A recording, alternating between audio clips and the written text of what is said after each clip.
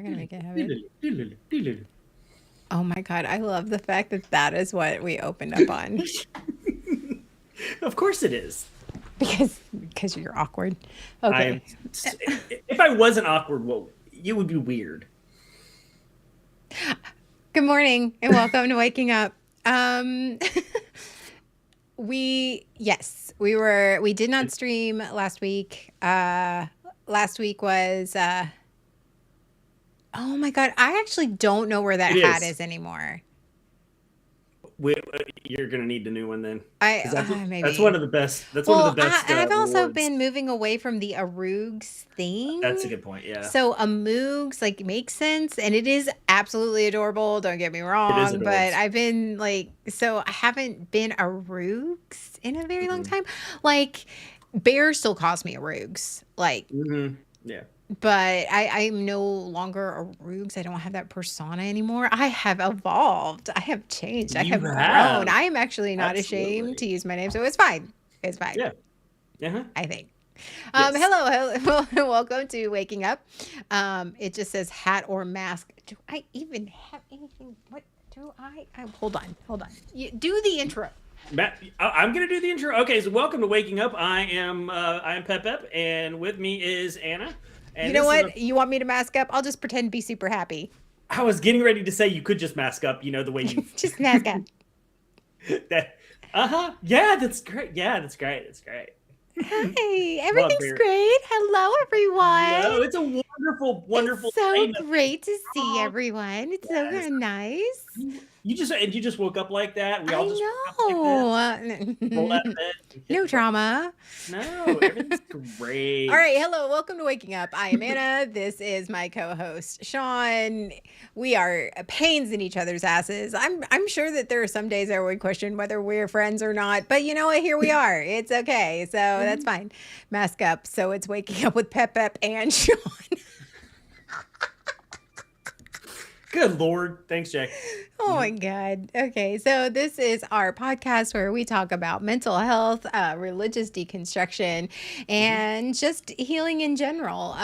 So let's get through this disclaimer at the very beginning so you guys don't sue us. Okay. Yes.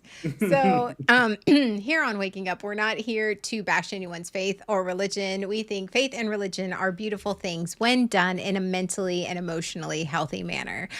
Sean and I are not healthcare professionals. We are not certified therapists, licensed therapists, certified counselors. We don't have any certifications that have to do with mental health care. Yes, we don't portray ourselves that way. So basically everything on this podcast that we say is our own opinions, our own experiences. Oh, thanks, Calvino. I just realized my speakers were turned up. I'm going to turn this off. Okay. Our own experiences, our own opinions, basically just things just what we think. So it's entertainment / educational purposes only. It is not in lieu of any type of, real mental health care. So please go seek out, if you really do need help, please go seek out a true healthcare professional. And if you need help in information on how to find a real healthcare professional, please contact us on our Discord. Sean, you're still gonna have to do the button because I haven't had time to do the button. Please contact us on our Discord, our Team AOA Discord, and we will be glad to get you that information on how to get in touch with a true healthcare professional. Please, if you need the help, don't feel like you're alone. Please reach out. And yes, we will be glad to get you in touch with someone. Yes. So Sean and I both grew up in the, 90s, early aughts in the Carolinas, which is Billy Graham territory, and grew up Southern Baptist. And for those of you who don't know what Southern Baptist is, it is a conservative evangelical denomination of the Protestant Christian faith. We have been deconstructing for a while now, some of us more than others. What? That was a really funny look to give at that moment. How long have you been deconstructing versus how long I've been I mean, deconstructing? that is okay. That is fair. Yes, that is quite fair. So You have been some deconstructing much longer than I have. I was still in it for a while. So yeah. Yes. So, I mean, and there's nothing wrong with that. Everybody has their own time and space and whatever. And Mhm. so, yes. So we started waking up because we were deconstructing and talking about our religious trauma and sort of navigating that, but we have stares in the obvious. So we've done a lot of deconstructing, and then we've moved on to our mental health. So but we do tie it in a lot with our religious trauma, but Mhm. we've branched out into just trauma in general. Yes. Trauma. Yeah. General trauma. General trauma. General trauma. Mhm. I did it with my I left still do hand. it. Okay, I would like to apologize here. I do it again. Okay, guys, There you I'm go. sorry because I Mhm. am a military brat, so I know it was. I did it with my left hand. I am Mhm. so sorry. I would like to apologize. There was no disrespect whatsoever. So okay, there Yeah. we go. You So. can't just do it with your left hand. Get away with it. Oh, because I know my dad will call me and just be like, "What the fuck was that?" That would Right be on camera and everything. on camera. He would like call me on camera, How dare you? young lady. I'm like, I'm gonna need a retraction. am I sorry? Hi, Nev, and Hey, Nev. hello. Welcome to everybody who's coming in here. Okay, so I would like you to know that I did have an original topic for this episode, and literally 5 minutes ago, I told Sean, "Nope, I've got a new topic," and he, Good. of course, he literally had to mute himself and turn his camera off because we all know how comfortable and Sean is without being prepared. He hates it. So you're fucking welcome. Wait, you saying you're welcome to me, or you're welcome to the audience that it's gonna get to witness this? You know what? I'm gonna let Yes. you know that seems like an open-ended thing. So I'm Uh-huh. gonna let you guys Just figure that out. let that sit there for a minute. Yes. But this is actually one I wanted to do something like the one I sent you was very relevant. But Mhm. this one I wanted to be like I felt like I was not in the last I wasn't really I couldn't really contribute to the last one as much as I could contribute to this one. I Mhm. wanted one that it was very much something that I am dealing with because I didn't want it to be one-sided. Mhm. Sure. Yeah. So, yeah, It's pep always better. change is the only consistent thing. And like, listen, listen, Mhm, listen. mhm, We mhm. all know pep. It's fine, and that's why we poke his trauma and love him for it. Yes, you do. You guys do quite enjoy that, and that's fine. Okay, so Yeah. the title is "I'm tired of running from my trauma." When you know you're okay, but your body didn't get the memo. This is Yeah. actually one that I have been struggling with. That I have personally been struggling with the past few weeks now. Mhm. More than a few weeks. Yeah, more than a few weeks. So yeah. And it's hard. It's like you've done the work, you've gone to therapy, you cognitively in your brain can know who's a green flag, who's not a green flag. You can recognize your triggers, you can recognize Mhm. what's a good situation. You've done the healing work. But your nervous system goes, nah, bitch, nah, Mm. no, this is not safe. You like your brain and your nervous system are doing this like push and pull. So you spend a lot of time going, well, if my nervous system feels this way, even though my brain says something, maybe this isn't good for me. And like you're running from it, and you're just like, okay, well, I'm going to avoid this situation or avoid this person, or maybe this isn't the time to do this or choose this. And then eventually you get to the point where like, eventually I'm going to have to stop being scared. It's like I'm tired of running from the good because I have to sit in the discomfort of the good and face the discomfort of my trauma and not let my trauma run my life. So, There could be such a big disconnect between the two. Yeah. Between Yeah. what's happening here and here, and no matter how many TikToks I watch, no matter how many therapy sessions I go to, that there's there's that moment of I love how you things, tied in the last. I love how you right? tied in Right? the last. That was actually in the last It was. the last of the topic. That he totally is pulling that in. By the way, just I like don't know I'm calling his what are you shit out. talking about? I'm This is totally coming calling off his the shit top out. of my Oh yeah, head. sure, Yeah. okay, keep going. I'm sorry, I did not mean Yeah. to interrupt, sir. Yeah. No matter how much of that happens, it's hard. There's that disconnect that gets. It takes time to reconcile that. Hmm. And so, like, I find myself running too. I find myself, or where have I healed this, or am I just running from it? Have I ran from it, and so I'm not experiencing it? Like it's the difference between intellectual healing and Hmm. embodying the healing. It's between knowing you're safe and feeling safe. Hmm. And the problem being is that I have experienced is like I know that I've healed. I know I've done work. I know that I'm a better, stronger person than I was before. But there are situations that I put myself in or that I'm in where it's one of those, okay, I'm just gonna keep my distance from this one, where it feels I still go worst case scenario. I go for I don't trust myself. I go for these things. And eventually it's one of those, okay, I've got to retrain my nervous system. I Hmm. know it.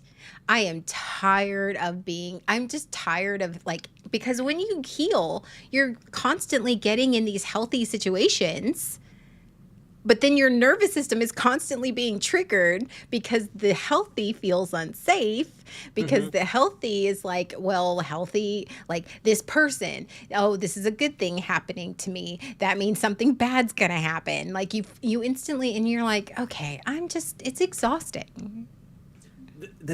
My nervous system loves the cause and effect. It loves this happened, so I'm going to react this way. This thing happened, so I'm going to do this. And it doesn't. It just wants to do the thing. It just wants to go. Regardless of the situation, regardless of the logic, regardless if one thing happens and then I'm going to feel this way and it's going to spike. And it wants to keep, even when like I said, I know I feel safe. I know it's okay for me to do the thing, to say the thing, to make the decision. But the thought of it, my nervous system goes, oh, this thing's happening, so I'm going to feel this way about it. I'm Hmm. just going to freak out, and I'm going to throw all this stuff at you. And like, it still doesn't know that I can do that. It's okay for me to do whatever it is that I need to do, make And you don't decisions, have trust an yourself opinion. that you're strong enough. Yeah. Oh, yeah. Like, so am I feeling this way because I can't do it, or am I feeling this way because that, or like, can I actually do it? And like, and no matter how much I can't logic myself out of that. I want you Right? to say that again. I want you to somebody clip that shit. I want you to clip that shit. All right, say it again. I cannot logic myself out of my nervous system. Can you not, Sean? I Can you can't. not? I have tried Can you and not? tried and tried, and I've tried some more, and I still can't logic myself out of it. I mean, I can throw all the logic I want, but my nervous system just goes, nah, nah, fam. Right. So yeah, so then that's the tough part for me. It's like I don't. No matter how much I tell myself that I'm safe, my nervous system goes, no, we're not there yet. Yeah. It's like, okay, so I want to ask our community. It's like, has your nervous system ever sounded a full alarm, like triggered anxiety attack or panic or whatever, whatnot, and you felt uneasy and you thought we're in danger, like you felt we're in danger, like the danger Will Robinson, and Hmm. so many young people will not get that reference, No, but they're not it's going to get the reference. fine. They But did a reboot, so maybe I don't know. You who never know. knows? But Yeah. like but then your brain, your head goes, I don't understand why I'm panicking right now. Like your head is going, it's fine. Your head, your thoughts are all going, your thoughts are going, it's fine. You're fine. Everything's fine. This is a good thing. this is what it is. Or you, even if it's a difficult thing, you go, I know I can survive it. I know I'm safe. I know everything. I know everything's fine. But your nervous system goes, I'm about to get fucking run over by a train. Yes. There's two of those. There's two of those for me. There's two different ones. One is my body feels a certain way and I know why. I like know what those thoughts are and I know what's going on. I know what the trigger, what's triggering it. But there's a second one, the insidious one, where my brain doesn't actually know why it's happening. My body goes into red alert, Danger Will Robinson mode, and I'm sitting there going, what's going on? What's happening? Where are you, nervous system? Because I don't know. You've gone in a completely different direction, and I'm not even aware of what's happening. Okay. Yeah. And mine does too. Yeah. Mine is actually, it's less about situations now and more about people. Okay. Because I've realized that it's like, I think for me, situations, I can, it's a more, oh God, okay, we're gonna talk about it. It's a more consistent, controlled environment. Like, okay, my work situation, for example. Mm-hmm. A plus B equals C. Okay, I still feel uncomfortable with certain things, but I can address how I'm feeling. I can recognize this situation. I can control me, which then controls the environment. Like, okay, cool. Mm-hmm. Right? Just keep doing me. And the more consistent I am about doing me in my healed state and in my thought, it's okay. So the discomfort, the anxiety, like all of that is easier for me to navigate because it's a more controlled, predictable situation. But when it comes to fucking other people, too many people have fucked me up in my life that I'm just like, I don't trust you. Mm-hmm. I don't trust you. And I can't read your thought. And see, that's the other thing is that I have stopped in my healing. I have stopped like trying to predict people's feelings and thoughts and emotions. I've also stopped trying to people please and stopped trying to adjust myself to make sure I get a certain outcome. You stopped using your superpowers to figure out exactly where they're at. Right. So now I'm just like, my brain goes, I know this person is a green flag. I know this person is safe. This person has this person has done everything that I want in a healthy friendship, that I want in a support system, that I want. This person is okay. This person is good. Mm-hmm. My brain goes, this person is good. Mm-hmm, mm-hmm, mm-hmm. My nervous system goes, fuck that person. That person's going to ruin your life. And it's literally every time. It doesn't matter who it is. This person, my brain goes, this person has demonstrated by consistent behavior. This is how clinical my brain goes. This person has demonstrated through consistent behaviors, not just words, consistent behaviors, that they are a good, reliable source, that I can trust them, that I can feel safe with them, that I can let my guard down with them. Mm-hmm. My nervous system and trauma go, this person, that the moment you open up to them is going to ruin your fucking life. This person is a human. State your purpose. I don't think exactly. Purpose. Mm-hmm. What are you here for? I don't trust you. What's your angle? Yeah, exactly. That's it. Like, what's your angle? Yeah, that's... And I think I think it's just so unfair and it's so exhausting. It's unfair to everybody. It's unfair to the person that it happens to. It's unfair to ourselves. Calvino, who sent you? Yes, right? Exactly. Tell the universe to go fuck itself because you go over there. It's fine. Mm-hmm. But and the other one. The other one. Uh-huh. I'm not ready yet. I'm not ready yet. I'm not healed enough yet. Oh, yeah. I'm not healed enough yet for this person. I am not put together enough yet the running from that okay, not yet, just I'm going to put it I off. need more time. I need more time. I'm Yes. not healed yet. I am not doing all these things yet. I've still got stuff to work on. I've still got this thing and in that area of my life. But see, your brain knows you will always be in a constant state. If you're doing the work, you're in a constant state of healing. Your brain knows that you are moving forward, even though you're in a constant state of development and healing, and that you'll never be completely healed. You'll never be ready for the difficult conversations. You'll never be ready for whatever it is. You'll never be completely ready. And me, I'm a runner.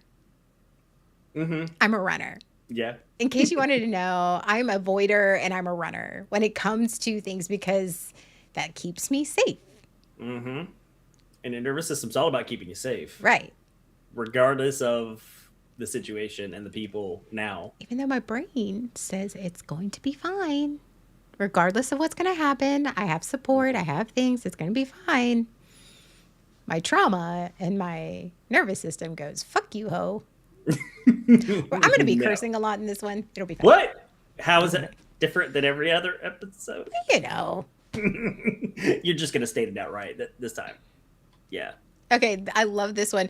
So you end up in this split screen life where your head is saying, we're safe, we've healed, we know this is good.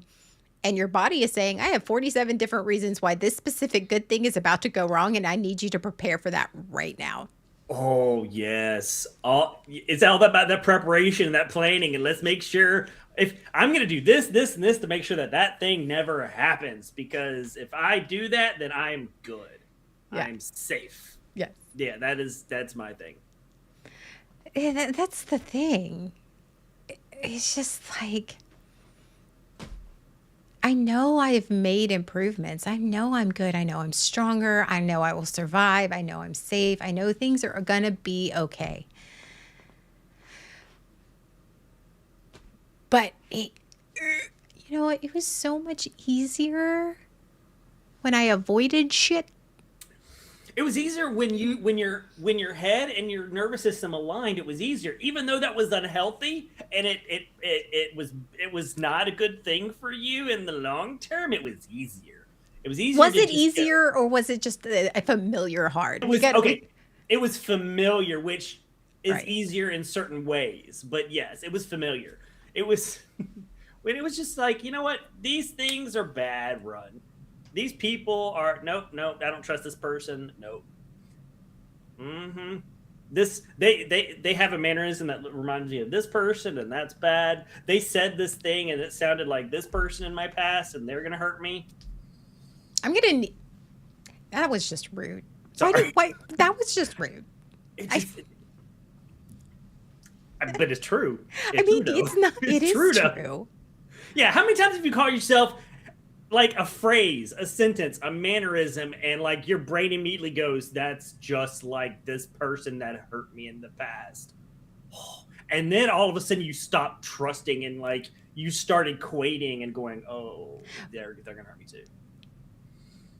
Or,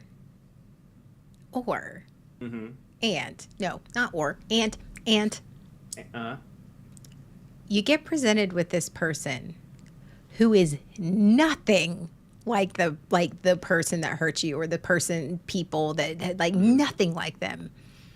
Like you do not even you don't feel this. You feel safe around them. You feel good around them. You feel comfortable being yourself. You feel healthy and happy to be around them. And your nervous system and your trauma, which triggers your nervous system, goes, oh, shit. Oh, it's just a matter of time. It is. Like, just a matter of time. I don't want to get hurt again. There was someone that we felt the same way about. Right. In our past. Yes. Who flipped the script. Yes. And screwed us over. Yep. And now we've just gone poof. They're the same. It's too good, right? And it involves people, it involves job situations, it involves a lot of things. It involves anything that's good. We're really good at pattern recognition. our brains, our nervous system are fantastic about pattern recognition. And so we will connect dots whether they're there or not. I don't create dots. I do. Hold on. I'm going to think. Give me a second. Are you sure? Okay. Okay. You know what? Mhm. If I am actually being really, really honest with myself, I actually do create dots. Mm-hmm. I do. If I'm going to be really perfectly honest with myself, I create dots. Though I have gotten to the point in my healing and my therapy where I go, I see the dot that I have created. Mm-hmm. And I recognize that this dot is not real. It is a dot that I have created. I still feel like the dot is real, and I connect, and like I'm still sitting in that dot, but I know that it's not real. Mm-hmm. Yes, it's still there, but at least you can see it and go, okay, that was a dot of my own creation. That's how I feel about my job. Everyone's just a little too nice, but I've been there, right? Yeah, waiting for the shoe to drop. Oh, You're waiting to get fired. Is anybody has anybody sat in their job and just waited to get fired, even though they've just praised you, promoted you, like whatever? Like you're sitting there going, they're gonna fire me any minute.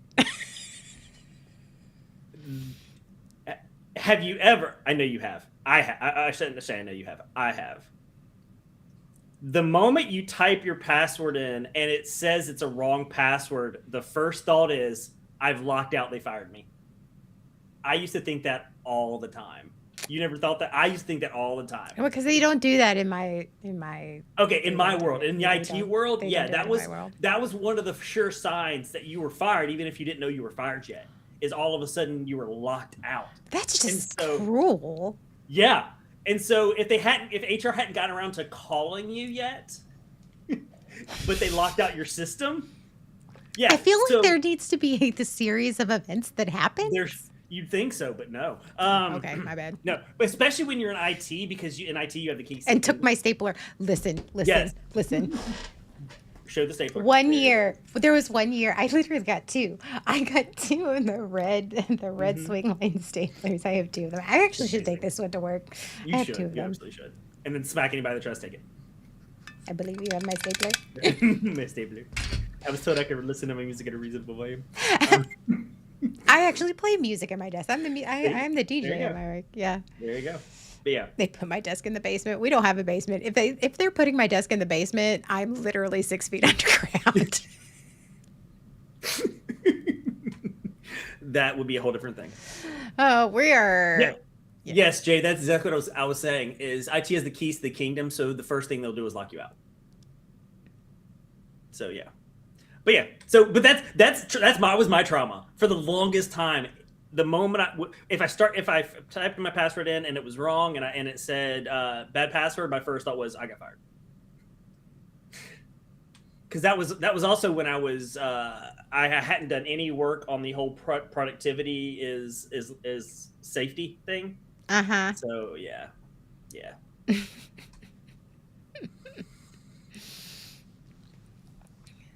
All right. Yeah. No. I was. You feel like you're about to see them. Oh, no. Yeah. I don't know. I think the month of April, and I have a feeling the month of May. I can't future cast, but I have a feeling definitely the month of April has been a lot of me noticing, being aware of how much I avoid things, and not avoid things, but just like I run. Though my brain says, okay, I need to do X, Y, and Z, I let my fear and my feelings, I let my fear and my feelings dictate my actions.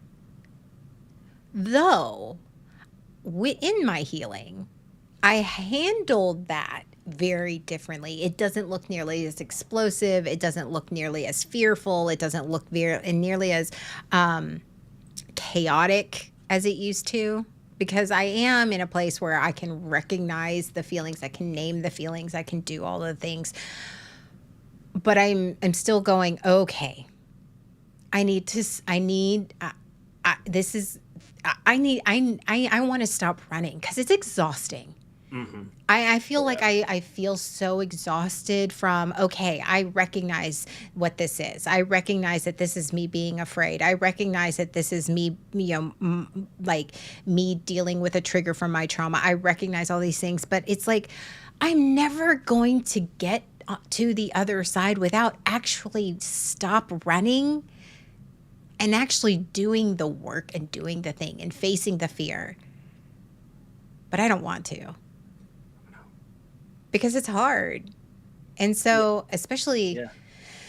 especially the past few days, I've really just stopped and I said, okay, this is gonna this like yesterday. Yesterday was doozy. I'm not gonna go into it because I'm allowed privacy. But yesterday was a doozy where I just was like, no, I know this is a major trauma for me. I know that this is a trigger for me. I know that there is so much pain and so much mental gymnastics around it because of my past. I know that there is, but I don't want to run anymore. I'm tired of listening to the trauma in my head. I'm tired of listening to the voice in my head. I'm tired of listening to this thing. I'm going to do the thing. I'm going to face it. Mm-hmm. And I only cried 3 times. Oh, okay. Yeah. But you did the thing. But I did the thing. And mentally, I kept saying in my head, when I let my feelings bubble up mentally and even physically out loud, I kept saying, it's going to be fine. It's going to be safe. This is hard. This is okay. This is hard. This sucks. This really sucks. This really, really sucks. And I cried, or I even threw up. Yeah, my nervous system was that fucked up. Mm-hmm. But in the end, it's just like, I'm just so tired of running. I can't do it anymore. It is. It is. I understand that exhaustion. It is truly like tapped out. I'm so. I do. I am so conflict averse and like I don't want to make big decisions. Like I want to have a whole committee before I make a decision, and I need to know that everybody like I need to know that everybody validates my decisions. And so if I don't have all the pieces together, I'm like, I'll just do this later because my nervous system's freaking out. Right.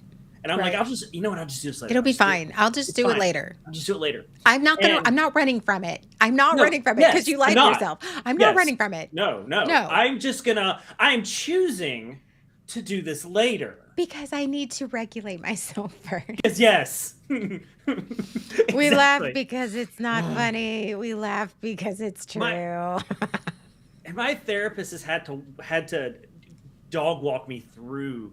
He's like, okay, so how did you feel this week? You know, you had to make this decision. You had to do this. You had this thing that you needed to do. How did you feel this week? I'm like, oh my God, I'm so stressed out. I'm exhausted, blah, blah, blah, blah, blah.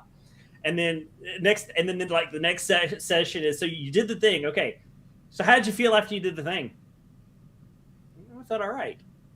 Yeah. You felt okay. So you were feeling freaking stressed out, and then you did the thing that you needed to do, and then you felt better after you did the thing, right? Yes. I'm like, he's like dog walking me through that process. I'm like, but I will sustain that anxiety level. I will sustain that nervous system dysregulation for a long period of time. Knowing I need to make a decision, knowing I need to do something that I don't want to, my nervous system doesn't want me to do. And I'll choose that over actually doing the thing. Listen, Jay, I don't need you calling my ass out. I don't need you calling my ass out. That's fine. Jay goes, it's the mental. I'll get gas in the morning on the way to work. It'll be fine. Yes. You right. And then when you get up in the morning and you're late to work, and then you're doing the math of, okay, where's the needle? Can I make it to work? No, I have the so many miles until yeah, empty. okay. Yeah, there you go. That'll do it too. Mm-hmm. But I think also with healing, it's hard to also distinguish what's running and what's prioritizing. And I think that's also what I've struggled with this month, because I've had a lot of major things just go all at once, and they're all at once. And it's one of those, okay, what do I need to prioritize? What gets basically in my fuck budget, what gets my fucks today? Yeah. Like, what gets my concentration today? Because I am in the healing part where I recognize that I can't do it all. I can't handle it all. I can't do it all at once. I don't need to handle it all at once. And that it is okay to go, this is not my priority right now. This I can put later. This I'm going to have to do. This is what I can handle right now. And that there's nothing wrong with that. Correct. Yeah. You only have the capacity for certain amounts. And but so my nervous system is going, no, we got to deal with everything right now. Why do we got to have all this, we got to have all of these plans. You got to have your personal life figured out. You got to have all your professional life figured out. You got to have it all figured out. No, I don't fucking have to have it all figured out. And I'm allowed to go, I've got to do this first, and then I can handle this. I can't.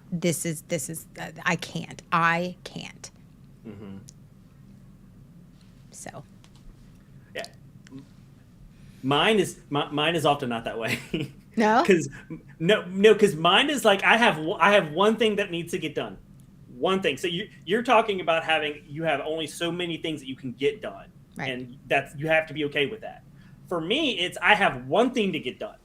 So I don't have the whole I've got to prioritize. I just have one. And I'm sitting here going, I don't want to do it. I can do it later. I'll just do it later. I don't want to do it. So I've got to deal with being okay with that uncomfortableness and still doing, okay, yes, I'm scared. Yes, I can, my brain is catastrophized. It needs to be done. I'm still going to do it. And, on the other side of this, like, I'm like, what if I make a wrong decision? What if I do this and regret it? What if I do this? Like, my nervous system is just spinning all over that. And like, I just have one thing I just got to do. I just right. Make a decision, move on, and then go to the next one. Right. So yeah. I feel that, Pep. Yeah. Mm-hmm. And I spent most of my life not doing the thing. Sames. I spent most of my life not doing the thing. So I think this. If any of you have played Telltale Heart Game or Telltale games, the Walking Dead, this makes sense in a minute. Okay. Where throughout the game you have decisions to make, but there's a timer on the decision. So not making the decision is a decision. That's me. That's a lot of my life. I have a decision to make. I'll do it later. I'll do it later. I'll do it later. Until it becomes a point where later is now. And if I don't need make you a to stop decision, calling my ass out. I need you to. I'm calling myself. Okay. All right. We are both very uncomfortable. We're both shifting in our chairs. It's fine. Okay. Keep going. Yeah. And so there's kind of a point of no return where if I don't do the thing, there's no possibility of it happening. I don't have a choice anymore. Right. The choice has been taken away from me. And I know that, and I still let that happen. Later is 3 weeks ago. Sometimes. Facts. Exactly. Facts. That's fact. That is facts. Yes. But and that's. Oh, go ahead. No, I was just saying that's one thing that I'm working on is make a choice. Whatever that is, think about it. Take some time and think about it. Make a choice. Make a decision. Do whatever it is you need to do, and then go from there and figure it out on the other side of it, as opposed to just letting it happen. Okay. So, like, do you get really, I don't know about whether you do or not. I know I do. Mm-hmm. You're well into your work, right? Well into your work. You are like, my therapist often has to point out to me when I'm talking to her about stuff I've done. She's like, Okay, let's stop. Let's recognize how you did the thing when a few years ago you wouldn't have done the thing. Okay, great. But like you're so self-aware now. You're so aware of what your triggers are, what your fears are, what the things are that you want to stop running. You want to face your fears. You want to ask that person out. You want to take that promotion or ask for the promotion. You want to do the thing that you've always felt you've been bad at. You want to fix whatever it is that you've been avoiding. You want these things. But you feel so afraid. And you feel so afraid, and then you're sitting there and you get really judgmental and angry. I get really judgmental and angry at myself. I thought we were beyond this. I thought we were more healed than this. And if I'm not that healed, if I am incapable of, if I'm still feeling afraid, if I'm still feeling the nervousness, if I'm still feeling the anxiety, if I'm still feeling the trigger, then that must mean I'm not ready for that thing yet. And then I get really frustrated at myself because I'm like, I thought we were ready for this. Yeah. I want this. I want this thing. I want this thing. I want to be that person that's on the other side of this thing. I want that thing. Then why do I feel like I'm not ready? Why do I feel like I'm terrified? Why do I feel like I am like, why am I avoiding it? Why am I giving myself a trillion reasons why I can't, why I'm not good enough, why I'm not healed enough? Why am I giving myself all of these reasons, even though I know in my brain that I'm fine? If I'm healed, I should or should not feel this way. Yes. And it's so frustrating and it's exhausting. Yeah. Because then you're not spending time on the thing that you need to spend time on. You're spending time now on this spiral. Yes. This meta of how I feel about how I feel.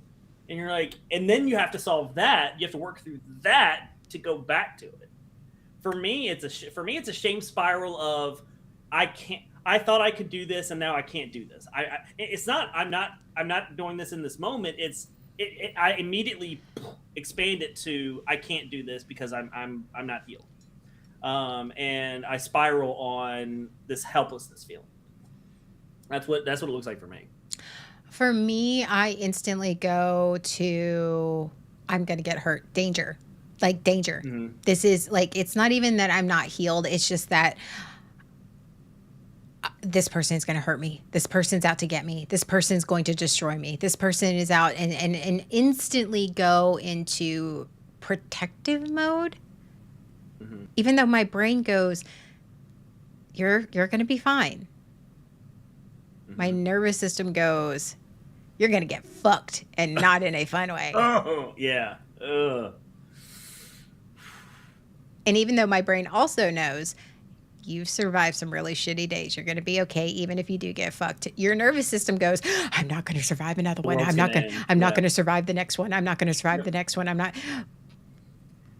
The nervous system knows two speeds. 0 and 1,000,000. What? I know, right? It goes from I'm okay to the world is gonna end. Right. Can we slow it down a little bit? I love how triggered we are right now. It's great. It's fine. It's fine.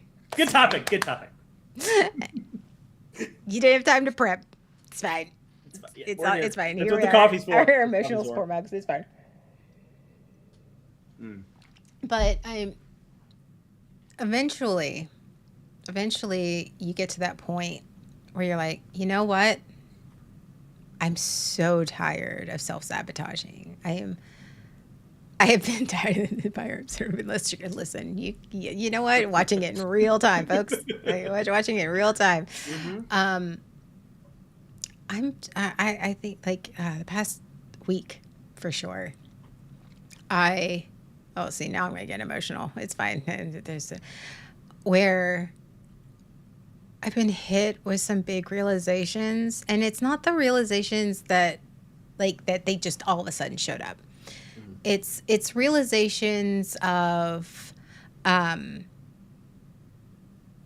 I've been running from the big thing, and the realization of going, like you said, the time is now. Mhm. The time is now. There's no going back after this. And I can either continue doing the old thing, I continue trying to do and continue, or I can stop running and I can turn around and go, okay, I see you. And go, I'm tired of running. And I think this is where acceptance comes in, going, you know what? I'm going to choose. This is right now. This is the choice that I am making. I'm choosing to stop running, and the choice and accepting the choice of going, I know in this choice that I'm going to be scared. And I know in this choice that it's going to be hard. And I know with this choice that I am going to be triggered. And I know in this choice that it's going to be different, and it's going to be scary, and it's going to be something that is going to change me. But you know what? I'm choosing to stop running because I'm done. I'm exhausted from running. I'm exhausted, and I am choosing to trust myself. And trusting myself, that is the whole point of going, I'm tired of running, is I am tired of not trusting myself. I have to trust that I am going to survive. I'm going to trust that it's going to be okay. I'm going to trust give myself grace.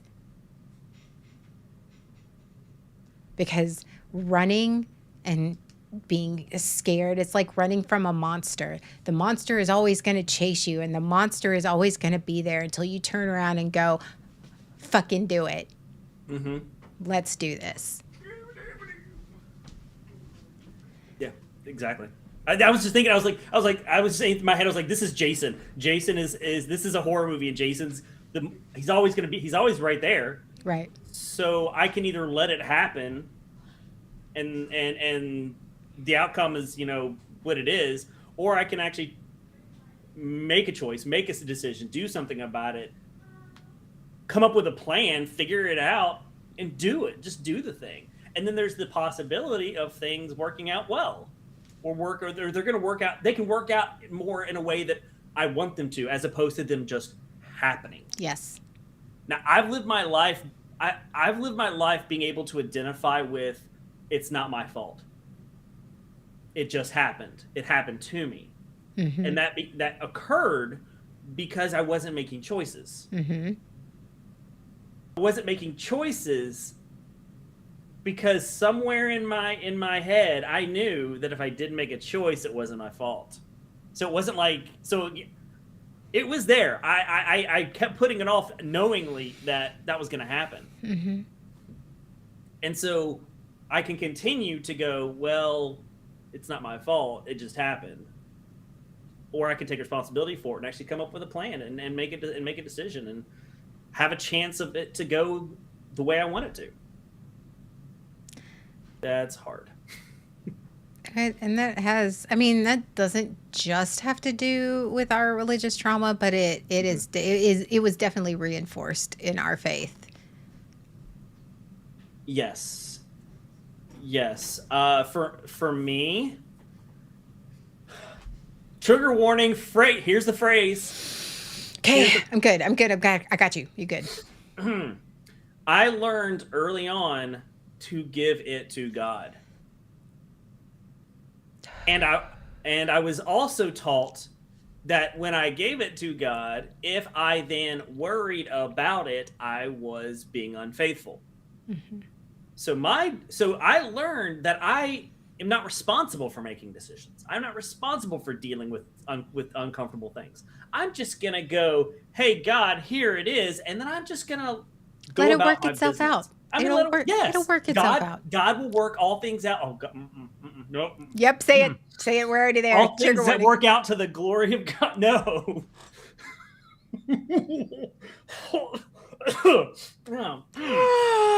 That one hurt deep. I know. That's why I stopped and then I was like, "Oh no, no! You Don't can't. make me You say it." can't unring the bell at that point, Sean. Fuck you. But yeah, that's what I learned, and so I learned not to make decisions. Or so gross right now. right, the only decisions that I was allowed to make were ones that I knew God approved of. Oh my Lord. I needed God's approval before I could make a decision. And I knew how God is that translated into your secular life, Sean? absolutely horribly. I wonder why I feel like I need validation for all decisions. What? That might be it. Yeah, I had to wait for a specific sign, a feeling, something to tell me that God was okay with my God was showing me that he was okay with whatever. Yeah, needed a sign. It's the feeling part of it. Okay, Yep. all right. Oh! I know we're going on a bit of a tangent here, and this might have nothing to do with our topic, folks, but this is me processing externally. Welcome to Anna's external processing. I always wait for it to feel right. I always wait for it to feel right. So when I try to make a decision and it doesn't feel right, I don't do it. When it doesn't feel right in terms of the way you expect it to feel. Right. Like I don't I always and I've been told this a lot by different people. You're never going to be ready. And I'm always like, I don't feel ready. I always would, and how many of y'all say, I don't feel ready? Mm-hmm. Even though in your brain, you know you're ready, you don't feel ready because the church taught us that we were going to feel ready. Mm-hmm. We're waiting for this feeling of peace. I was at peace because I knew it was right. Yes. Because I was at peace because God, and so I always judged my decisions and my choices and how I worked on how I felt because I was trained that it had to feel right. And if it didn't feel right and I made a decision and it wasn't, and something went bad, then I went against God's will. I in turn always wait for it to feel right, which is counteractive because now that I am healing and doing therapy and like trauma work and working on my CPTSD and all of this shit, like I know in my head I'm going to be okay. I'm going to be safe. I've done the work. I know I can recognize when things are good, and when things are bad. I can recognize when things are healthy and not healthy. I can recognize those things, but I don't act upon them because my nervous system isn't used to it. So my nervous system is going, I feel uncomfortable. I feel nervous. I feel unsafe. So I don't act upon it. Yeah.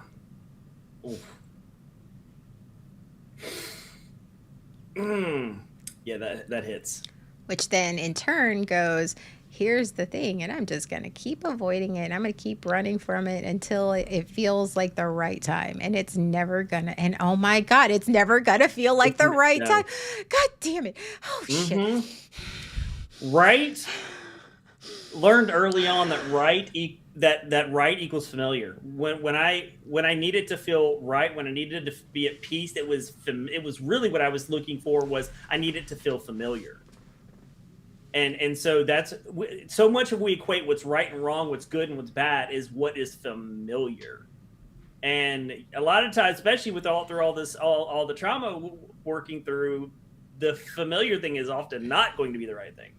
So yeah, the peace. Oh, feeling a peace about it, feeling a certain way. I needed to guided. Hmm. How'd that affect us throughout our entire life? I love how we're both super duper triggered right now. God, We're trying to put yes. on the streaming face. We are We are trying. trying so hard. Oh, God. We're fine. We're feeling super triggered right now. It's good. It's good. It's all cool. Mm-hmm.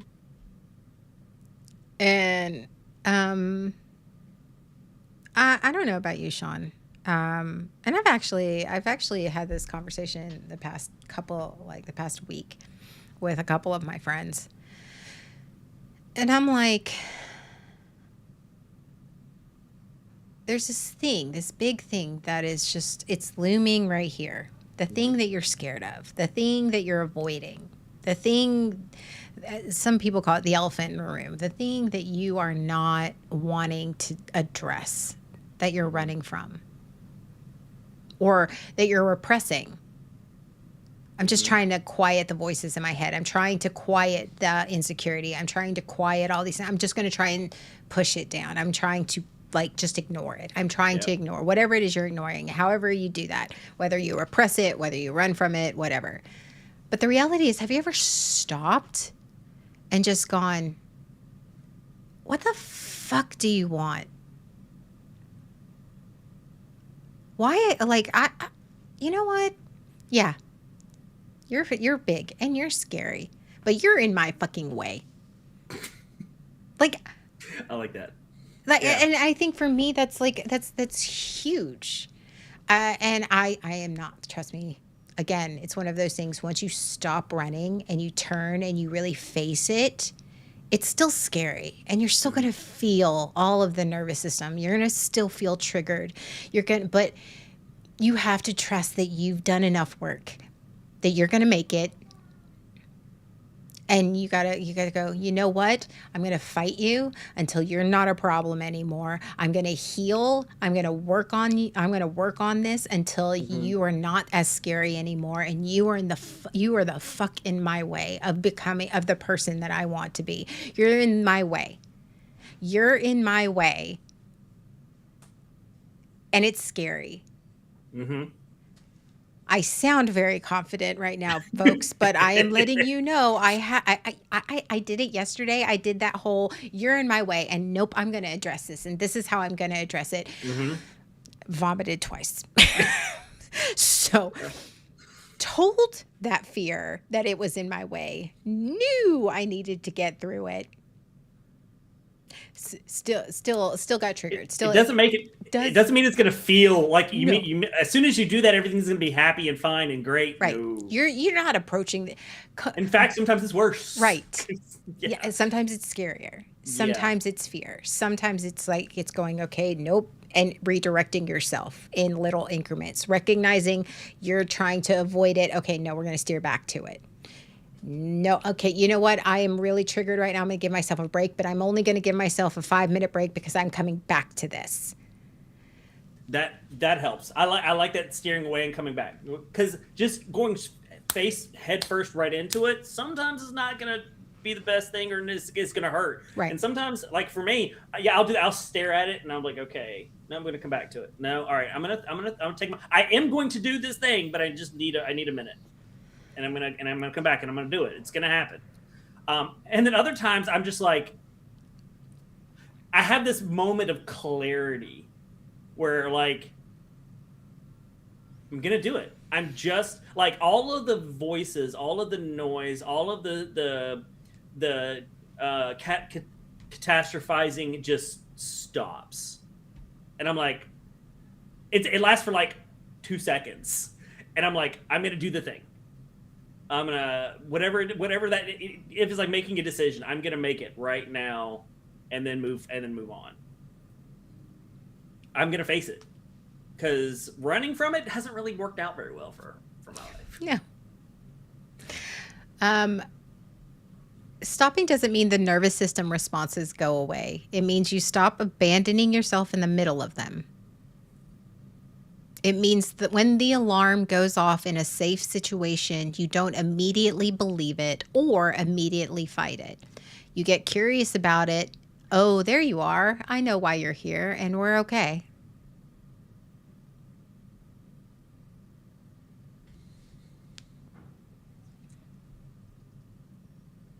Because your brain and your nervous system, though your brain affects your nervous system, our brains are beautiful, stupid things. Yes. They are beautifully stupid. That They electric work. meatloaf is something That else. electric meatloaf, as Jay calls it, is like that electric Yeah. meatloaf is super, especially if you're spicy, like especially you got that neuro spicy going on. But Yeah. the electric meatloaf, especially, is a beautifully dumb thing, and it does all these amazing things, and but it also is dumb in that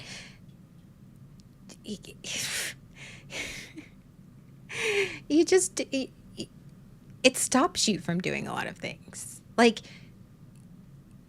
good morning. Hi, Asta. Hey, I was actually Asta. just thinking about you. I was like, I hadn't heard from you in a little bit. I was a little worried about you. I'm glad you're here. So your brain is, because simultaneously, as you are healing, here's the stupid part. Here's the brilliantly stupid. As you're healing, your brain, your cognitive part, the part of your brain that thinks for you, stores all of the thinking, the logic.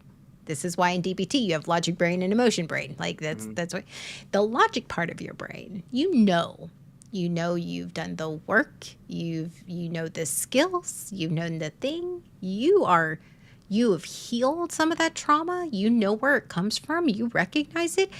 And here's where it's dumb. And simultaneously, the emotional part of your brain goes, it's like the dumb kid in class who's like, just wakes up and goes, hey, what are we doing today? Oh, no, I recognize that. Nah, we freaking out right now. Whereas in the logic part of your brain goes, what the fuck are you doing? Like, it's that whole, like. Sometimes the emotion just wants to run off and do its own thing. And the logic goes, what, it doesn't. I've had that where I've felt this intense way. Yes. And my brain is going, why are we doing this? What's happening here? Are you okay? No, you're not okay. And your emotion brain is going, no, we are not okay. But why? I can empathize with that, Asta. So, how am I? In reality, I've had better months. However, my therapist is really proud of me because even though I've had a really hard month. Ooh, I just hit my thing. Sorry. I was like, however, even though I've had a really hard month, I am actually approaching it, though emotionally it sucked. I am approaching it in a very, like, better than I was before. I won't say healed way, because that's not really it, because I haven't 100% handled it in a healed way, but I am being more honest about it, and I am addressing it so I'm able to navigate the intense emotions a lot quicker, which has been an issue with me in the past. So it's been a very, very, very, very, very difficult month. But I am actually exhibiting some healthy behaviors. Good. I don't even know. I know that sounds really, really awkward, but I don't know how else to say it because I'm not handling it in a healed manner. I hate fucking saying that. That's because it's not true. I still have some shit to work out, but I feel like I am handling it in a way that I wouldn't have done before. Yeah. And I am able to not let my emotions navigate and control where I am mentally. Are the emotions still there? Oh, yeah. That hasn't changed. No. just the behaviors and the choices. Yes, how I Yeah. am sitting in the behaviors and how I'm sitting in the emotions. Oh, no, no, no, no. I've had Yeah. multiple breakdowns. Don't get me wrong, but they don't last for days. They Mm-hmm. last for a day or two, Mm-hmm. which is nice. I think that's nice. Therapy is really having me try to do some exposure, but that backfired.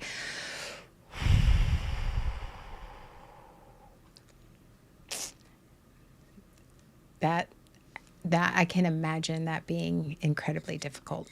Yeah. Yeah. So I'm sorry. Yeah, just like Calvino said, sorry. But Sean, Yes. Mm. New podcast. Who dis? okay. Mm-hmm, First off, mm-hmm. geez, these gnats. It's been raining here, so it's just like the Gotcha. the bugs are all Nats. coming inside. No, go out. Go outside. Go outside and play nets. Not new podcast. This. What is something good in your life right now that your nervous system keeps trying to talk you out of? Um. I am very, oh, sorry, Sean, while you think about that, I'm very proud of you, Asta. That's a very, very resilient mindset to have. And I'm very, very proud of you. That's when you are faced with something very difficult and you are accepting that it's difficult and you want to keep going. That is very resilient of you. And I am very proud of you. Really. I don't know. I'm trying to catch myself when I say that. I can imagine it's really difficult for you right now. And you still have the mindset of, you know what, it still sucks, but I'm going to keep moving forward. And that is so amazing. And I'm very proud of you for that. Okay, Sean, you've had your minute. Making decisions without a committee and without others validating it. That is something my nervous system wants to go. No, you cannot do that. You have to. Everything has to be lined up, and you have to have a 2/3 majority, and you have to have all of these things, and everybody has to be okay with what you want, with what your decisions are, what you want to do, and how you want to approach things. Everybody's got to be okay with it. You got to make sure everybody's happy before you do anything. My nervous system is freaking out because like that's not I don't make decisions on my own. I don't make decisions, first of all. What? I know, right? I chose your therapist. Okay. Yeah, I was like, argue with me and I'll pull up some receipts, motherfucker. But doing things that I want to do because I want to do them, and that's it, without checking with other people first, whatever that decision, those different decisions are. Mm-hmm. I'm gonna do this because I want to do this. I'm gonna go here. I'm gonna do this thing. I'm gonna buy this thing without checking with everyone to make sure that without waiting for someone to tell me that it's okay. You can buy that. You can buy that coffee mug. It's okay. You bought a coffee mug? No, I didn't. What'd you buy? Nothing yet. I'm leading up to it. Oh, okay. Just making sure. All right, cool. Mm-hmm. Yeah. What about you? What about me? Yeah. Is there good things that happen where my nervous system, this isn't good? Mm-hmm. Oh. Okay, so pulling out my spreadsheet here, like You have a list. I have Of course, you have a list. spreadsheet. Yeah, good things happening to me, bad things happening to me. Wait, hold on. I got you. No, I have some good things happening for me professionally. That my My nervous system is really just saying, are you going to be able to handle it? Are you prepared? Mm-hmm. Are you do they trust you too much? My nervous system is telling me with the good things. When we're talking about good things, people. Like I said, people. Mm-hmm. My my life, I've really started to be very discerning about the people I trust, the people I let in my inner circle, the people that I let close to me, the people Mm-hmm. that I see my vulnerability, and even the people I've known for a very, very long time. I've started to notice a lot more of my fear of letting even those people that are already close to me, letting those people like help me. I don't have to be hyper independent. Those people that are starting to get close to me, but I'm going, okay, I, I don't, you know, I don't want to fuck this up. Mm-hmm. My nervous system says, how are you fucking this up right now? My nervous system is going, okay, all going down the list of all of my faults and going, okay, I got to be perfect. Okay, I can't look like I'm this. I can't act like I'm that. I can't do Mm-hmm. whatever. And then I'm going, that's an old habit. So, Mm-hmm. Yep. really letting people into my life and practicing that vulnerability. Um, and I have been practicing vulnerability, and I've actually been getting very positive results.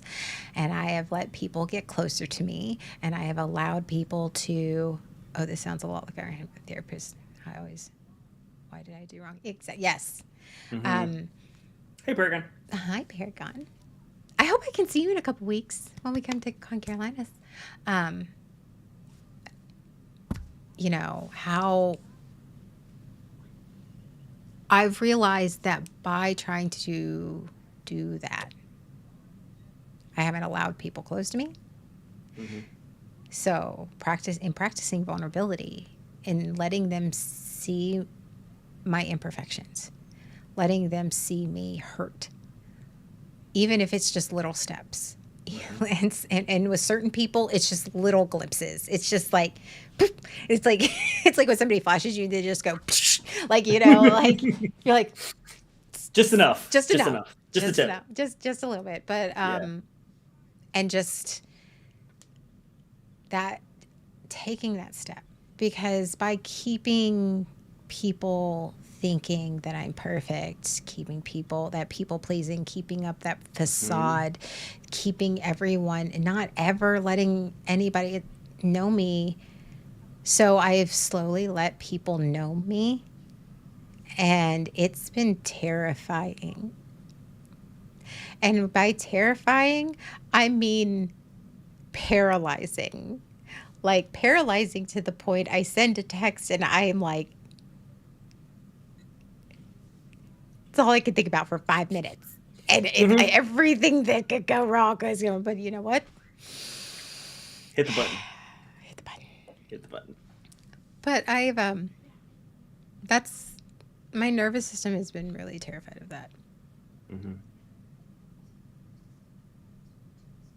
I've had similar situations. I've met people and got to know some people, and people like I've had this. What people want to know me, people want to seem like that vulnerability scare. I've dealt with that. Gaming Wolf. Hey, Gaming Wolf. I love you too. I can't wait to see you in a few weeks either. Yeah. Yeah. So vulnerability is scary when it, yeah, and so I've been dealing with that. Choosing to be more open to people. Vulnerability was one of those things that I had to stop running from. Mm-hmm. Yeah. And That it's one. Mm-hmm. And I really had to stop running from it. I had to turn around, and it's not something that I had to fight, because that's not something that you fight. Vulnerability is one of those. Why am I so scared of you? Why am I so scared of being vulnerable? Mm-hmm. Where and that really then starts opening up a whole plethora of things. Yeah. And it's like, and then I have to ask, especially when because I got really tired of running from that. I got really tired of pretending. I got really tired of trying to whatever. And when I stopped and turned around and really looked at vulnerability, and I said, okay, first off, why am I scared of you? And there's a lot of reasons about why I'm scared of vulnerability. I'm slowly working my way through them. Mm-hmm. But at the same time, I'm like, I look at it and go, okay, what is this fear of you stopping me from what are you standing in the way of? What is my fear? What is my running from you stopping me from actually doing? And that list of all of the good things that is stopping me from doing is like, but I want that. Mm-hmm. I want that, but I want Yes. that. I want that. But the only way to get that is to do stop that. running from the Yes. thing. It's the paradox. Yeah. Mm-hmm. But I feel absolutely fucking terrified of you. You're the monster under the bed. Yeah, vulnerability is my monster under the bed. Yeah. Yeah. Too many people know me. How do we get Hey, Blue Ellie. Yeah. I know what she's talking about. And you know Yeah, what? That's yeah. that's I mean, facts. Mm-hmm. That's facts. You move to another state, Blue Ellie. That's how you do it. You got to stop being so freaking wonderful. Yeah, that's That's why so probably many it. people know her. Definitely it. Mm-hmm. She's so wonderful. She really is great. She is. Blue Ellie is. That's a great question to ask, and I always hate it when my answer in my head is, "Am I going to enjoy this? What happens if I enjoy this and screw it up later?" That. Ooh, that is a good one. Yeah. The vulnerability. It's what if I do this and then they reject me? What if I do this and then they run? What if I do this and it's because I want to be the golden, the perfect. That's what I'm. That's my thing growing up, and so like if I'm not perfect, what am I? If I'm not, if I have these problems, these vulnerabilities, these things, what does that mean? Are they still gonna want to know me? What an emotional support human help. Always. Yes. It's called a support system, and they always help. Okay, this just popped into my brain. Mm-hmm. I was, perusing our outline, and this popped into my brain just now. I was thinking, okay, so it says I'm tired of running, right? Mm-hmm. When you run from something, you're doing it out of self-preservation. Mm-hmm. This is both physically and emotionally and mentally. When you are running from something, you are trying to protect yourself, and you're running out of fear. You are running to protect yourself out of fear. Okay? Right? Mm-hmm. Running, you're afraid. There's that. But when you turn and you're fighting something, when you're fighting the fear, you're fighting the thing that you're running from. Super cute. I don't need it, baby, but I appreciate it. Chloe just offered me, like, do you want this? Do you need it? Do you need this? I know. Okay. I think she heard how triggered I was. She's so cute. But when you're fighting something, and there's an exhaustion that also comes with that. That exhaustion that comes with, do you know how you feel? It's like, I'm so tired of fighting this. I'm so tired of fighting the same thing. Like you become mentally and emotionally exhausted, just in a different way. Mm-hmm. And just the exhaustion is going to come. You're gonna feel tired. You're gonna feel tired of fighting. It was like, because it's so much harder. Honestly, it's much more difficult to stop and fight the thing or work on the thing than it is to run from the thing. Because when you run from the thing, you can run and hide and run and avoid. Mm-hmm. When you're fighting it, there's no lull. You're in it. You're in it. And you have to choose whether you're just done running, you're done hiding, you're done living in that fear of whatever it is you're running from. And you go, you know what? I'm going to feel exhausted either way. What's going to be a little bit more productive? Yes. You know what? I'm going to be in it. I'm choosing to be in it because it's worth the fight. The running from it is such a long-term exhaustion. It just never goes away. Like you had asked me, one time, like what would it feel like to not have anxiety, to not have. That was a long time ago. Yeah, but it took me a while to finally realize that the anxiety, the feeling that I seem to have that always, that like anxiety that's just always there. Mm-hmm. It's there because I'm not fighting the monster. It's because I'm constantly running, and so that anxiety is constantly there. It's always, because I don't forget about the monster when I'm running. The monster's still there. It's always there. Yeah. Even when I'm not paying attention to the monster, I know it's there. I can feel it behind me, and so that just persists. And over the long term, it's so exhausting. I think it's much more exhausting than just turning and fighting the monster, because it just never goes away. As long as I'm running, it'll never go away. So, yeah, they're both hard. Choose your hard. But mentally, you get to that point, like you said, John. Like you get to that point, you're like, okay, you know what? No. Yeah, no. And you stop and go, you're in my way. Mm-hmm. You're in my way. And I am going to really emphasize this, make it very abundantly clear. When you choose, because trust me, I've experienced this in the past week, but when one chooses to stop running and turn around and go, I'm going to deal with you. I'm going to face you. I know that it's going to be hard. You're still going to feel that fear. You're still going to be afraid. You're still going to feel exhausted. You're still going to have all of those feelings and emotions. But that's when you have to trust yourself, which is very, very difficult for, at least for me, that it's okay. I'm going to fight this fight. And I'm not alone, and I'm going to keep fighting this fight because I know what I want is on the other side of this fight. And I'm never not, and that's what being brave is. We do the hard things and we're brave, and we're going to be brave. And bravery is doing the things that you want and that you need to do, even though you're terrified. And you still feel the fear, but you're going to do the thing. And you're going to recognize, I feel afraid, but I'm still going to do the thing. And you know what? I'm going to get probably when fighting the thing that I've been running from, and I turn around and finally decide to go, you know what? I'm going to fight it because what I want is on the other side of that.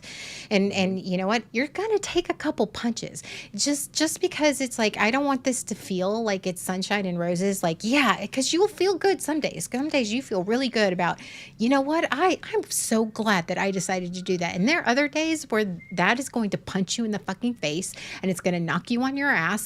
And you're going to feel like, oh my God, this wasn't worth it. But it is. And you get your ass back up and you keep fighting. I learned that victory comes in different ways. Victory doesn't look the same every single time. Right. Victory doesn't have to look the same as 100%. 100%. I turn around and I punch the monster in the mouth and I won. Yeah. It's not often good. It's probably not going to be that clean. As you said, you're going to take some punches. It's going to be rough. It's going to be difficult. It's going to hurt. It's going to be scary. And sometimes you don't win. I'm going to be honest. Yeah. Sometimes you don't win. As much as you want to turn around, you make the decision to turn around, which the decision, that moment where you're like, you know what, I'm going to stop running, I'm going to turn around. That is a victory. The choice to do that is a victory. And then when you fight, you may not win, or you may not win the way you wanted to win. But that doesn't mean you were defeated. I had to, therapist that happened with like my exposure therapy with my therapist. He's like, if you beat the monster, great, wonderful, but maybe you don't, and then we figure out what happened, and we figure out another strategy, and we do it again. We stop running and we do it again, and we have another fight, and we've learned from it, and we do it differently. We just keep fighting it. So. Paragon says you have to be careful when you turn around and go kick that monster down because the door you opened that had all the glitz and glamour turns out to be an empty dark room behind it. Yeah. Yeah. That door you kick down, the monster you kill may not have like it's not constantly, but again, you kick the monster down, you kick the door down, that's a win. Yes. And my therapist is often, like Sean said, my therapist has to like point out to me the victories. Because I don't concentrate on the victories. I concentrate on the motherfucking losses. Because I was told like if I like, but it's not failure. It's pass or fail. I'm so quick to go pass or fail. It's not failure. It's not failure. It feels like failure, but it's not. Mm-hmm.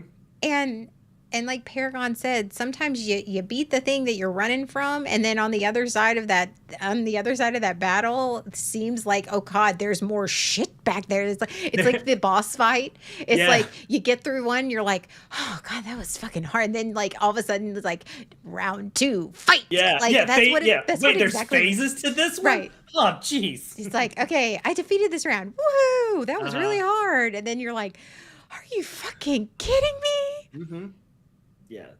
And then you're like, it keeps going and it keeps going. And it's just like, okay, you beat the next round. And then you're like, okay, this has to be done, right? Like, and then, but the top bar, the lifespan's only gone like a little bit. You're like, how much more of this do I have to do? Mm-hmm. But to get to the next chapter of whatever it is you're fighting, you have to get through the boss round. You have to fight through the fear. You have to fight through the thing. You have to do the healing. You have to do the work, and you have to face it. Yeah. Kicking the door, loot the room. I cast Fireball. You know what, Paragon? It's called failing upwards. Yeah, that's right. You know what, Paragon? If you kick down the door, and it's a dark room, cast Fireball. It's fine. Burn down the tavern. It's cool. Burn That's down fine. the tavern. It's fine. And everyone in it. Hey. It solved the problem, didn't it? It solved the problem, didn't it? I mean. Slowly draining health bars on my problem is why I focus greatly on my cardio back in the gym. There you go. Yeah. Right. Don't neglect cardio. I think for me, the misconception that I had and that I have is that if I turn around and if I stop running and I face and I choose, I'm like, okay, I'm choosing to face this. I'm choosing to open up to this person. I'm choosing to tell this person how I feel, or I am choosing to take a new job, or I'm choosing this thing. I'm going to face my fear. Mm-hmm. The thought of the matter is, for me, is I feel like, oh, well, once I make the decision that it's not going to be hard. Mm-hmm. But the reality is that making the decision is just the first step. And that I'm going to feel afraid, and that I'm going to feel the fear, and I'm going to have the struggles. Just because I am healing and I am working on myself and I am a healthier person now doesn't. Okay, here comes a rant. Okay. You ready for a rant? Give it to us. Okay, here comes the rant. I am so fucking tired of people who think that healing is meaning that you are even keeled, because this is the misconception that I had, that I've actually the narrative that I have been running off of in my head for several months now. I'm not allowed to feel any type of emotion. I'm not allowed to express any type of emotion. I am not allowed to be vulnerable or any of these things, because that must mean that I am not healed. That I have been conditioned that as long as I act like, as long as my behaviors and my things just are very reasonable, they're even keeled, that they are very stoic, that they are very monotone, that I don't feel bad, good, indifferent, anything except happy or whatever it is, then that must mean that I am healed, right?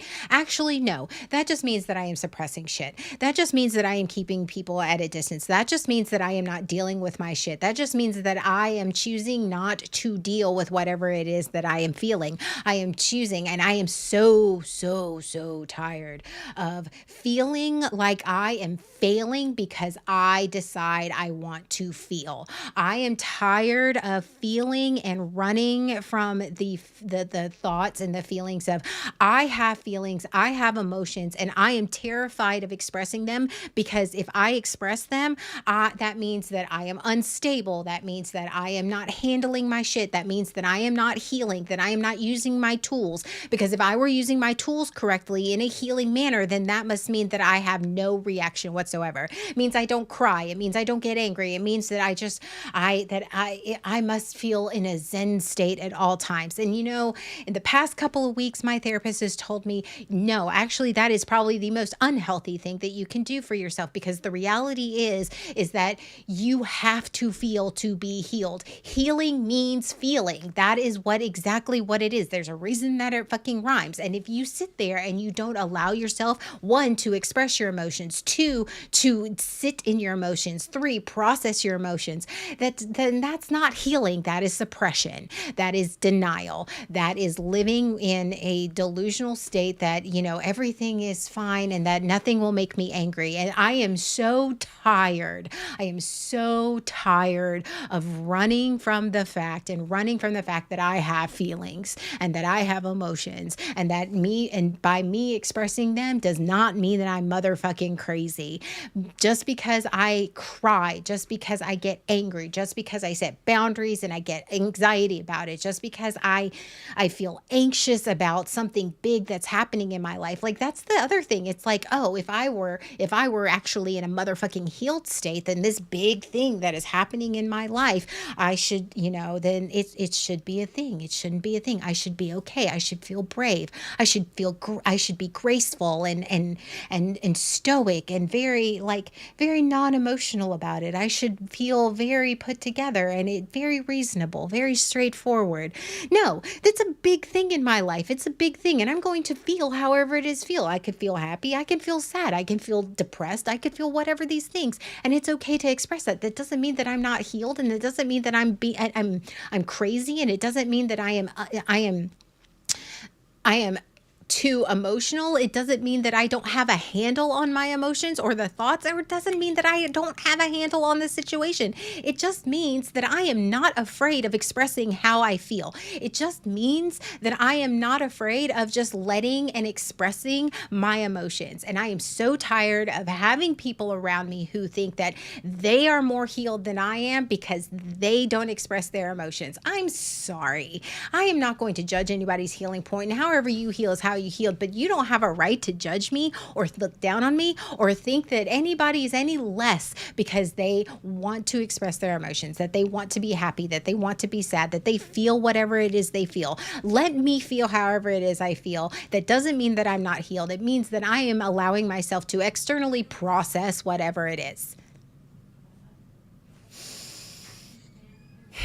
And that doesn't mean that I'm afraid, and it doesn't mean that I am less than, and it doesn't mean that I am crazy or too emotional, and it doesn't mean that I have not done any motherfucking work because I am choosing to cry, that I am choosing to say I am sad, because I'm choosing to say I am scared, because I'm choosing to say whatever it is emotion that I feel. I'm sorry that you are uncomfortable with the emotional verbal language of me expressing myself, but I'm sorry. Just because I express my emotions, however it is, does not mean that I haven't done the work. It just means that I am not afraid of my feelings. And I am tired of people in my life thinking because I express my emotions that I am not done the work and that I am whatever it is and that they cast judgment upon me. Fuck it. Healing means actually feeling things. However Mm-hmm. you express that and deal with that, that's your own fucking journey. But just because I am choosing to express how I feel, be honest with how I feel, and be open with how I feel, does not mean I haven't done the work, that I haven't grown, and that I'm not motherfucking strong.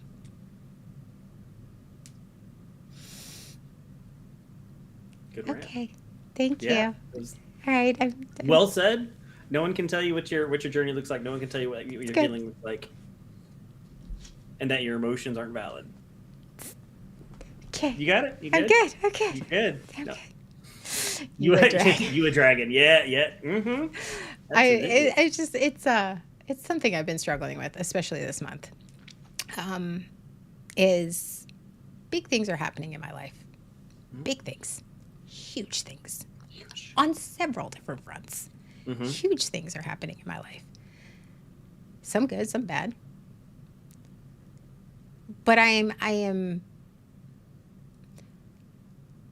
feel like I allowed myself to feel, and I was really feeling guilty about it. Feeling guilty about feeling? Yes. Okay. Because I kept saying, I was like, I feel like I'm the only one, like, whatever this is. Mm-hmm. I'm a mess. I did this to myself. I shouldn't be feeling this way. Shoulded yourself. Got it. I did. Yeah. Sure. The other people that involved in the situation, like, they seem fine. They seem okay. Why am I a fucking wreck? Ooh. Yeah. They seem fine. Why am I a wreck? I'm a wreck. That must mean I'm not taking it well. No, I gotta find the zen. Gotta find the happy place. Gotta find the good place. You start gaslighting yourself about your own healing. Yes. Yeah. I'm more healed than this. I am okay. And my therapist goes, what? Yeah, I can see that. Come again? She goes, actually, it's healthy. I can't be angry. I can't be angry. I can't be afraid. I can't be insert negative emotion here. Because that must mean I don't trust myself. That must mean I'm not strong. Mm-hmm. When those thoughts enter in, I try to find my zen. She's like, you can get angry. You can cry. And it doesn't have to make sense. And it's okay. No, because if I feel those things, if I cry, if I allow myself to feel the emotions, if I allow myself to have emotion, if I allow myself to even have emotions about this situation, then that must mean I'm unstable. Because if I don't have emotions about this thing, because if I have emotions about this thing, that must mean I'm not put together. I'm not healed. That must mean I'm letting my emotions take control. She says, or you're human. Tell me you've had people around you who weaponize your emotions without telling me you've had people. I mean, yeah. It's the ones without. Yes, Asta. Exactly that. I have a bunch, don't just like, I have more people in my life than I'd care to admit who don't openly, either they suppress their emotions, don't deal with their emotions, express their emotions, etc. Mm-hmm. And this is where the vulnerability comes in. Because if those people in your life don't know that you're feeling those emotions, then you're not actually being honest with them, and you're not letting them in, and you're not giving them the opportunity to love you at your worst.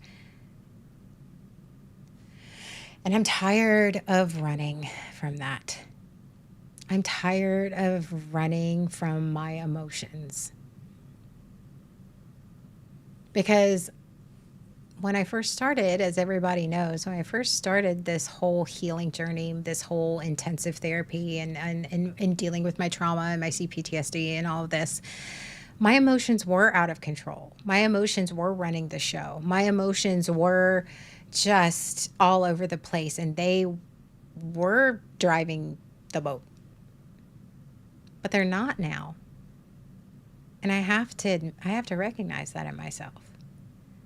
But I've spent so much time thinking, if I feel an emotion, then that must mean that I am now failing and I am not healed. And that if I'm feeling an emotion, if I cry, if I get angry, if I get upset or whatever, that must mean I failed. I'm failing. I'm not healing, that I'm not using my tools and I was doing those things. And the reality is I've overcompensated. So now I'm running from my emotions and I am just done. I feel what I feel. And it's hard. Not not judging yourself for how you feel. Because I fall into that one a lot. Allowing myself to feel an emotion. Yeah. Because because I tend to lean on not, at least not externalizing it, not allowing other people to see that emotion. Yeah, I know, right? Hard to believe, isn't it? Yeah. Sorry, I went on a little rant, and I don't even know where that. I was just like, that was what I felt I needed to say. And you said, I appreciate you saying it. You said it well. Yeah, don't ever be afraid to go on those. You have those thoughts. Express them. If you're not expressing them, you're not being true to yourself. I am not broken because I am choosing to express my emotions. Exactly. Anyone that says otherwise just isn't comfortable handling emotions. And I say that because I've been that person. I absolutely been that person. I've been that person with you. Oh yeah. Where I do not know how to handle that. I don't know how. I hate being judged for that. I hate being looked down upon about that. She's having a moment. She's upset. She's crying about this. Uh-huh. She obviously can't handle it. That expression, yeah, expressing emotions or weakness or a flaw or, yeah. Mm-hmm. I'm an emotional person. That doesn't mean I'm too emotional.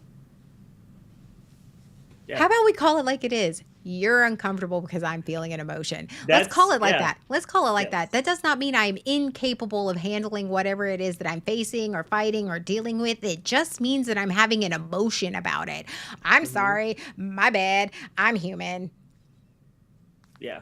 That's what too emotional of that usually means, is that person is not comfortable handling it or not capable of handling it. I don't want to help. I want to be a victim. I'm never a victim. I'm a survivor. Exactly. Gaming with that is also prevalent in the church. Growing up in the church, people are lauded for being easygoing and being, having the joy of Christ and being able, like, showing certain emotions and not showing other emotions. That is heavily emphasized in the church. So expressing a lot of emotion, especially uncomfortable ones, is heavily frowned upon in the church. I have really big emotions, but a lot of people around me can't handle it, so I suppress my emotions for years. Facts. Same. I actually had surrounded myself with people in my life who, anytime I showed an emotion, I was incapable of handling myself. Like I was almost like I was less than, because I was not being reasonable. I was not being, I don't understand why I am not upset about this. I don't understand why you are upset about this, so you shouldn't be upset about this. Yes. Whether it be angry, sad, whatever. It's like, I am not upset about this. This isn't a big deal. This doesn't evoke an emotion in me, so I don't understand why you are feeling an emotion about it. So stop. Wow. That's toxic, incredibly unhealthy. Yeah, I think. Yeah, I do think. And I am one of those. I am one of those that have done that. So, yeah. Okay. Your nervous system isn't broken. when your brain knows that something is good, and when your brain knows something is good, but your nervous system is reacting out of fear or is triggered in a negative way, trying to protect yourself. It's doing exactly what it was built to do in a context it hasn't fully learned to differentiate yet. And this takes repetition. It takes you showing up for yourself in small moments over and over until your body learns what your brain already knows. That means showing up for yourself. Mm-hmm. Today, I'm not going to run. Today, I'm going to choose to do the thing. And my nervous system is going to freak out, and I'm going to feel freaked out about it, and I'm going to accept that I'm going to freak out about it, but I'm still going to do the thing. I'm going to text the person. I'm going to ask for the promotion. Mm-hmm. I'm going to set my boundary. And it feels fucking scary, and it feels unsafe, but your brain knows, no, this is healthy. It feels unsafe, but your brain knows it's healthy. Yes. Because healthy, for those of us that are dealing with trauma, is uncomfortable and unfamiliar. Yep, exactly. You okay, Sean? I'm good. Yes. Yeah. This has been quite the episode. Yes. I'm like, how do we? Healing comes in small bits. Healing doesn't come all in once. You don't heal in one big wham, bam. There it is. Mm-hmm. So it's making the choices one at a time. And that doesn't mean it's going to happen 100% of the time. Even when it's something small, doesn't mean it's going to be 100% of the time. Sometimes victory is going to look different. Mm-hmm. But it's continuing to make that choice for ourselves. And you don't have to fight all of the monsters at once.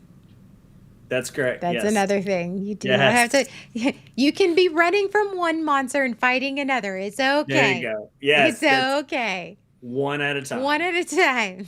Mm-hmm. You don't have to go, okay, ultimate Come battle. at me. Ultimate Yeah. battle. No. Mm-hmm. One at a time. It's okay. Yes. I'm saying that more for me than anybody else. So it's fine. Yeah. Make them roll initiative. Shit. Oh, Shit. God. Shit. With our rolls, have Give you me seen one. our rolls Yeah, I lately? mean, like, have you met us? RN Jesus has not been kind to us. Yeah, what did you do? What did you do, Darn Jesus? I did. Yeah, I don't know what I did to RN Jesus. I didn't do nothing to RN Jesus. Oh, that's awesome. Oh, that's wonderful. Yes. Okay. Can I say something, Asta? Can I say something?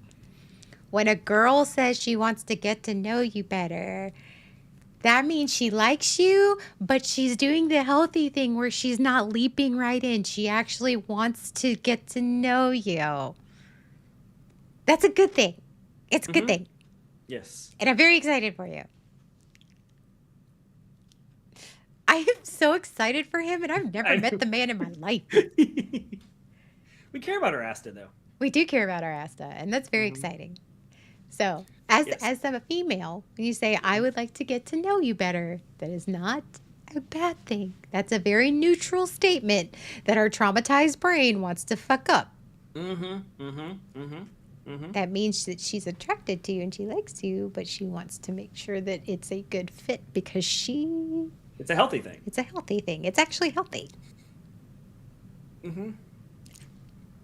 I know, I got the double thumbs up. It's fine. Dog meat is innocent. Yeah, dog meat's always innocent. Yeah, always. All right, Sean, let's end this trauma Let's wrap it train. up. Let's end this trauma train. Let's pull into the station. Okay. Choo choo. Choo choo. It's so sad. Today is Sunday. Tonight we have some Let's Build with me with Pep. So we're going to continue building. We started the Tutor Corner last week. One of the one of the big builds is one of our modular builds. So we laid the foundation, and we have the porcelain baptismal. For some reason that was in the first bag. So did you say the porcelain baptismal? Yes, it's a porcelain baptismal. It's a little bowl. With some water in it. No, really? It's in a closet. Yes, it's in a closet with some paper nearby. It's called a porcelain baptismal. Or a bathroom? Porcelain baptismal. It's a baptismal pool. In a Tudor home? Yes.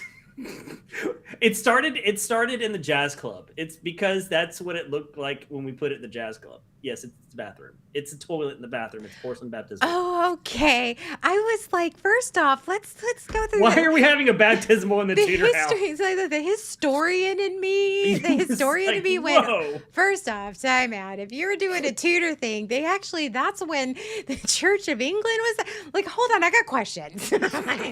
Your brain was spinning first on that off, one. Of course, it would be hidden in a small closet because Catholics absolutely. were not okay back then. Like, no.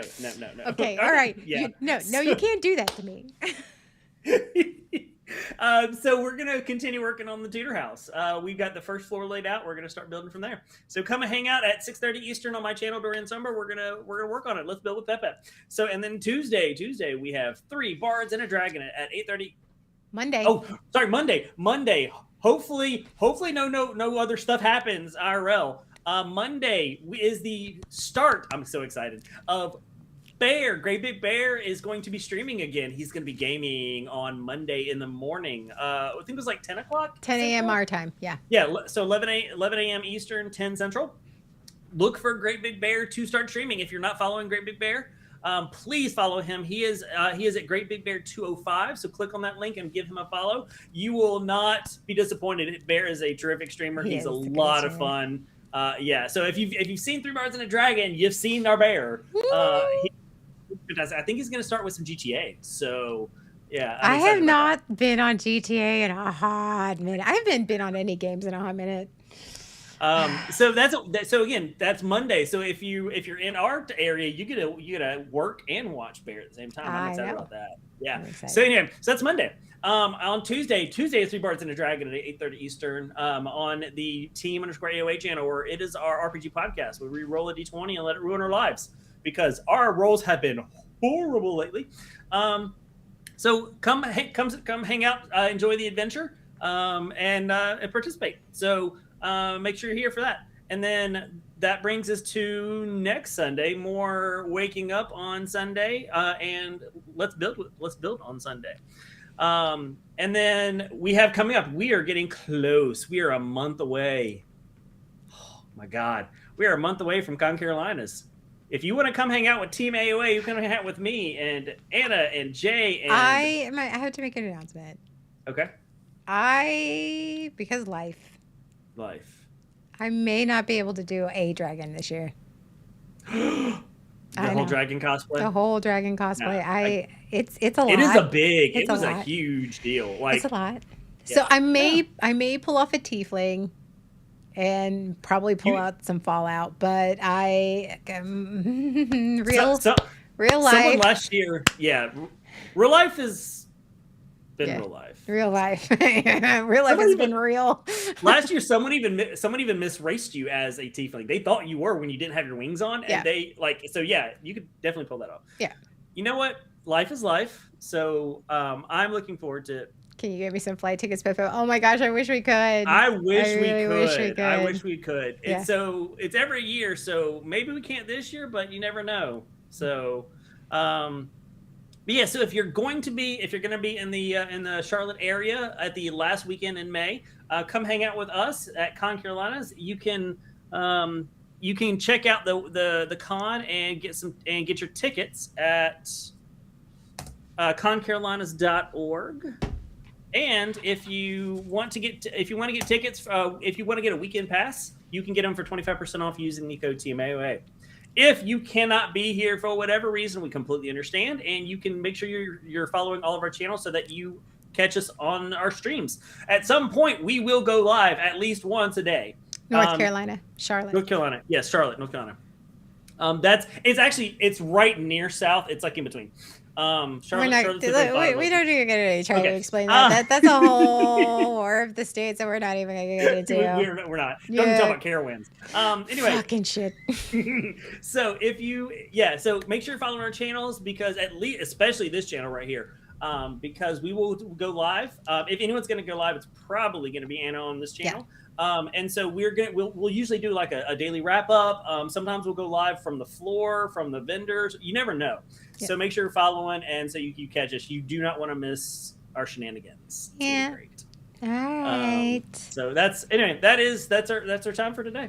All right. so- We love you guys, and thanks for being here. Well, See you tonight on Let's Build. go see Pep build some porcelain baptismal. Porcelain baptismal. Yeah. All right. Sure. Bye, everybody.